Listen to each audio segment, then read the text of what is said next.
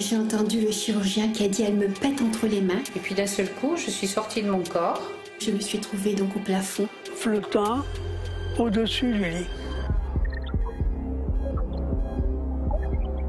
Des personnes qui ont été plongées dans le coma mais ont vu ce qui se passait autour d'eux. Leurs récits présentent souvent des points communs. C'est un peu comme un aller-retour entre la vie et la mort. Longtemps considéré comme fantaisiste, le phénomène devient un sujet d'étude à part entière. Et les médecins sont très intéressés par le phénomène.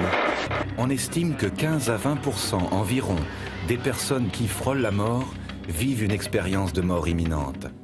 Selon ces chiffres, nous pouvons faire les extrapolations suivantes quant au nombre d'expérienceurs, soit environ 20 millions en Europe et 12 millions aux États-Unis. Selon le docteur Pim von Lommel, le cerveau fonctionnerait comme un émetteur-récepteur. Je compare ça à une télévision, une radio ou un téléphone mobile. Le programme que l'on voit à la télévision est reçu par le poste et non pas produit par lui.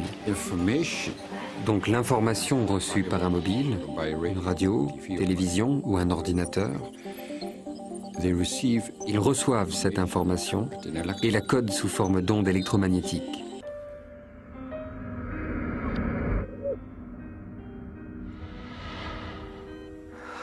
Pourquoi sont-ils revenus? Je pense que je suis revenue pour apprendre à aimer. Alors que je suis quand même une femme aimante.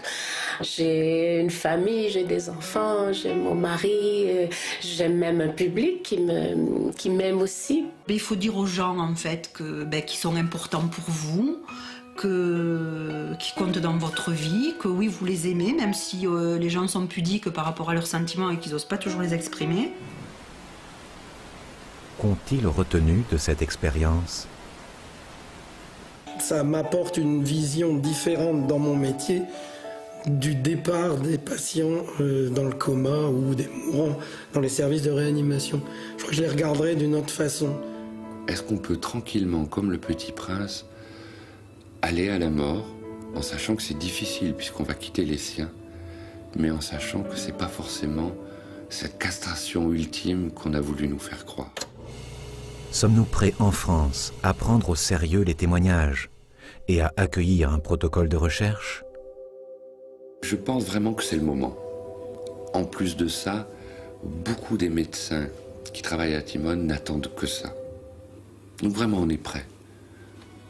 Et s'il faut travailler plus, on travaillera plus. Ça, c'est vraiment pas le souci.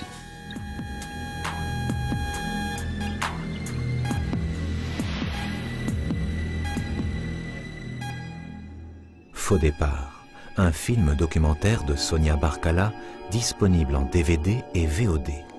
La liste des projections est consultable sur le site s17production.com.